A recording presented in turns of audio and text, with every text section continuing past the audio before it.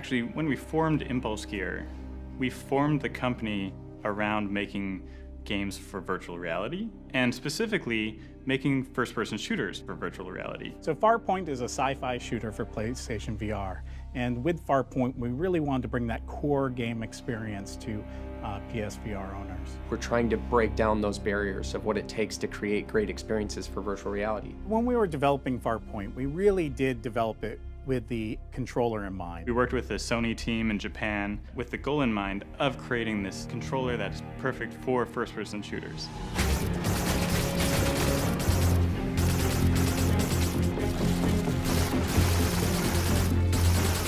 So when we were coming up with the concept for the AIM controller and how it would work in Farpoint, we really took, some of the existing things out there. We started with a really kind of hacked together version of it that we had built ourselves. We had basically elastic bands and modeling clay. We wanted to make sure that we had a controller that would work for all consumers. Everything about the controller, it being very light, it being very ergonomic. We've actually built a left-handed mode in entirely. All the controls are within reach. All the analog sticks, all the buttons are there. You're not having to plug anything in, and you have great haptic feedback as well. You put the headset on, you put the AIM controller in your hands, and you just know how to use it right away.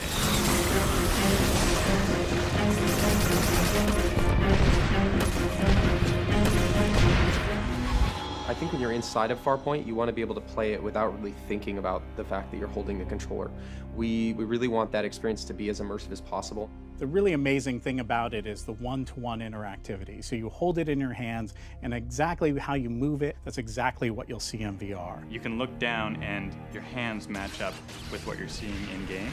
The like tilt to lean around corners or the blind firing and all of those types of things, those elements are all just naturally built into the way that you're using the AIM controller now. It offers more precise aiming and everything else compared to a regular controller. We really put a lot of thought into making sure that the design of the weapons that we have in the game physically match the way that you're holding the AIM controller. That kind of immersion, I think it really brings people into the world.